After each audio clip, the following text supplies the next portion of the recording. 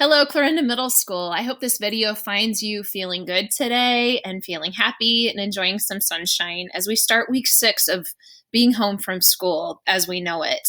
We started last week with virtual learning and everything is different now. Everything feels different. We've had lots of different emotions that have come through this entire experience, and I know all of us can relate to this. And one word that I would use to describe this experience for myself is grief. I have been grieving what I thought was going to be true about finishing a school year with my students and finishing a school year strong with my staff and wishing my 8th graders well as they move on to high school and spending those last few weeks of time with the people that I care about the most before we could all enjoy summer and going to sports events and doing the things that we all love to do.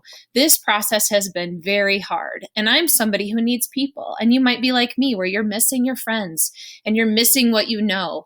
And so grief is a change. Grief is loss. Grief is anything that, it's a feeling that comes where, we've had a big, huge change in our environment or in our expectations for what life is supposed to look like. And so first I want to start with just a little writing. There's a person that I follow on Facebook, and I really appreciate this person because they use artwork to describe how they're feeling. And this artist is named Revelatory, and it's somebody that I follow. So please just follow along with me. I'm not coping as well as I'd like. Last week, I mostly felt calmly resigned to what was happening. This week, though, my emotions have been all over the place. I've been angry about canceled plans, things I've lost, ways people are behaving or failing to behave, about people who are suffering needlessly, undeservedly.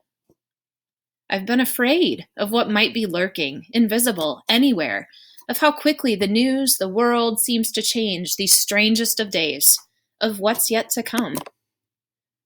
The anxious voice inside my head is speaking 24/7 at full volume, and I'm sad, just sad. These are not easy days, and we don't yet know when they will get easier. And if that makes you feel angry or afraid or anxious or hopeless or bleak or just sad, like it does me, that's okay. We may not be coping as well as we'd like, but we are coping, and that's enough.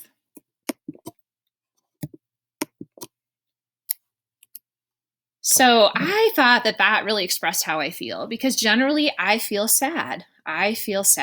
And sometimes I feel okay, like today's a good day. But there are days and there are moments where I just feel sad. So I want to explain to you, back in the 1960s, there was a person named Elisabeth Kubler-Ross, and she wrote a book, and she talked about the stages of grief. And I want to share those with you right now. So grief is a process. It is something that we might experience when we lose a friend or a friendship. Maybe there's a change in our family, like a divorce or something like that. Maybe we're going to be moving and we're grieving our friends and we're grieving the experiences that we might have had if we would have stayed in the town we were in. Maybe it's any loss of a loss of an expectation of something that you expect to happen that did not go as planned. And grief is hard. It is a process, and it is something that helps us to heal. It's important that we go through that process. So I want to share with you the stages of grief. And the first one is called denial. And you're like, in the first stage, you cannot even believe what has happened to you. You're like, no way, this did not just happen to me. I can't even believe it. And if you think back to the first day that you found out we weren't going to be going back to the school building for several weeks, didn't you have that feeling of, I can't even believe this? Like, I know I just wanted to tell someone about it, but everybody already knew. This denial, this like, I can't believe it. It's not true. And it's shock. It's like we're completely shocked over the new normal that we're experiencing. The second stage of grief that Kubler-Ross talks about is anger. And many of us feel angry sometimes right now. Like, we don't know how else to say it except we're angry. We're tired of being inside. We're tired of being with our family all the time. We're missing our friends. This totally stinks. And you know what? It's not fair. And I agree. It is not fair. This is not fair. It's not fair that we're home from school. It's not fair that we're not with our friends. It's not fair that we're not learning in a classroom. It's not fair we can't have our sports. It's not fair that we can't do all these things. But right now, that is our normal, and it is what is best.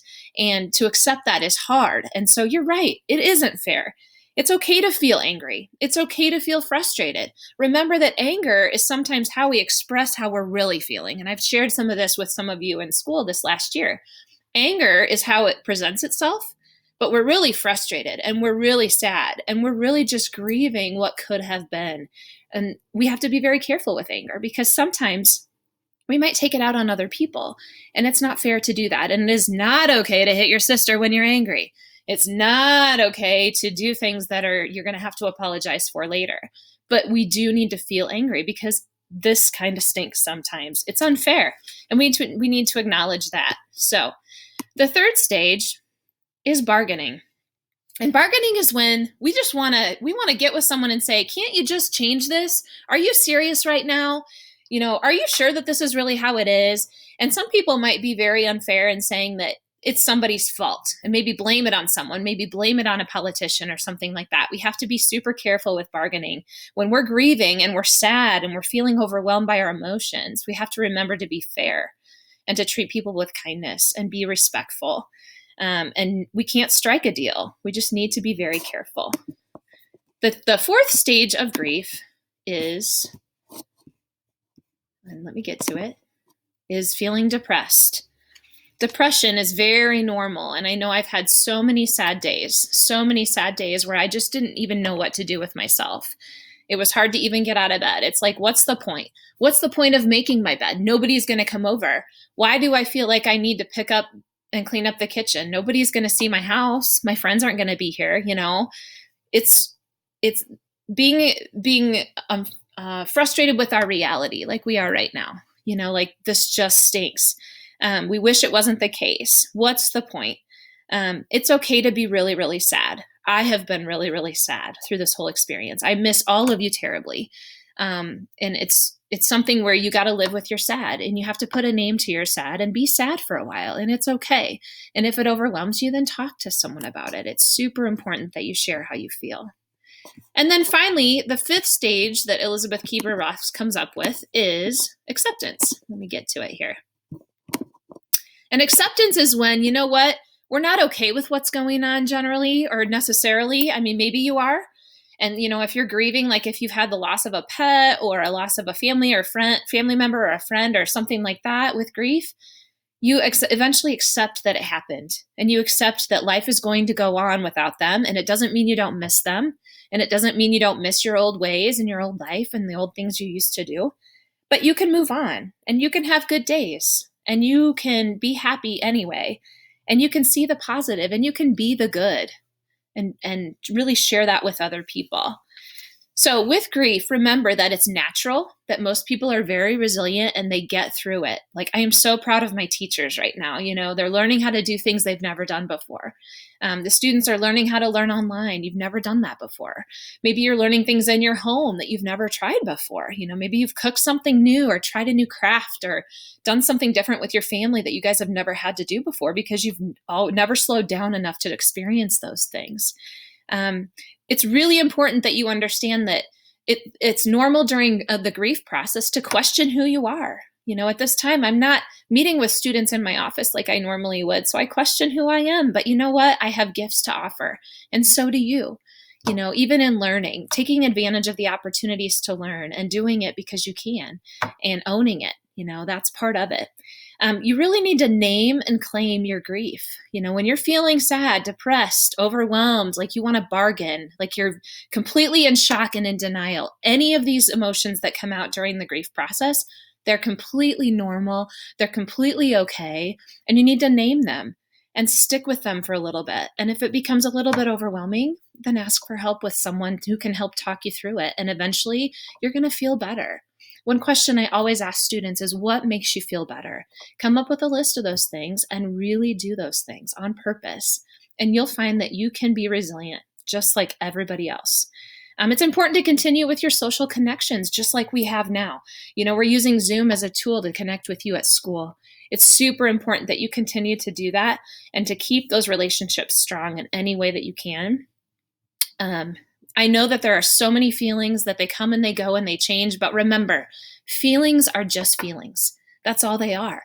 They don't have power over you. You will feel them. They will come and go. You need to live with them for a little bit, And then remember, that's all they are. They're just feelings. Don't give them too much power. And finally, give yourself some grace during this time.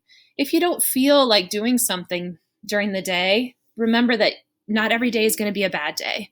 Not every moment's going to be a bad moment. Not every day is going to be a happy day either. Feelings are just feelings. We're going to continue to move on, and we're going to learn, and we're going to grow during this time, and we're going to do it together.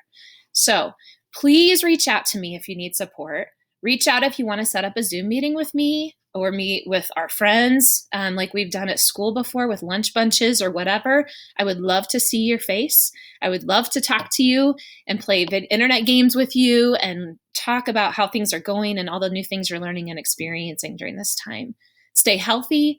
Do what you can to take care of yourself. Get outside every day. Move your body. Spend some time being quiet as well. Read your books and keep in touch. And we will see you soon. Look for another video from me probably next week. I'm going to try to do this more often. So you guys take care, and I will see you soon.